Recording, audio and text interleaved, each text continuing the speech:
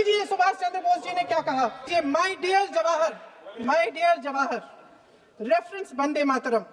We shall have a talk in Calcutta and also discuss the question in the working committee if you bring it up there. I have written to Dr. Tagore to discuss this matter with you when you visit Santiniketan. Please do not forget to have a talk with him when you visit Santiniketan. ये 17 अक्टूबर को लिखी जाती है। 20 अक्टूबर को नेहरू जी इसका जवाब देते हैं। इस जवाब की एक पंक्ति प्रधानमंत्री जी ने सुनाई, बाकी पंक्तियां क्यों नहीं सुनाई? क्योंकि उनमें नेहरू जी क्या कह रहे हैं? There is no doubt that the present outcry against Vande Mataram is to a large extent a manufactured one by the communalists.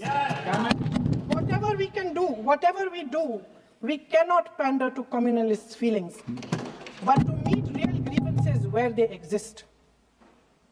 I have decided now to reach Calcutta on the 25th morning. This will give me time to see Dr. Tagore as well as other friends. समझ रहे हैं आप? प्रधान चुप है, तो समझ ही गए होंगे। फिर क्या होता है? फिर नेहरू जी कलकत्ता जाते हैं और गुरुदेव जी से मिलते हैं, और उसके अगले दिन गुरुदेव जी एक चिट्ठी लिखते हैं, जिसमें वो लिखते हैं, अंग्रेजी में चिट्ठी है, उसका एक अंश मैं आपको हिंदी में बता देती हूँ, जिसमें गुरुदेव जी कहते हैं कि जो दो अंतरे हमेशा गाए जाते थे, उनका महत्व इतना गहरा था कि उस हिस्से को कविता के शेष हिस्से तथा पुस्तक के उन अंशों से अलग करने में उन्हें कोई कठिनाई नहीं थी।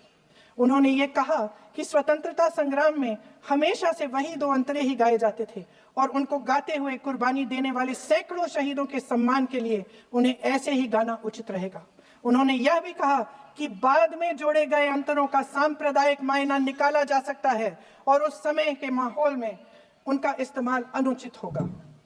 इसके बाद 28 अक्टूबर 1937 में कांग्रेस की कार्य समिति ने अपने प्रस्ताव में वंदे मातरम को राष्ट्रगीत घोषित किया।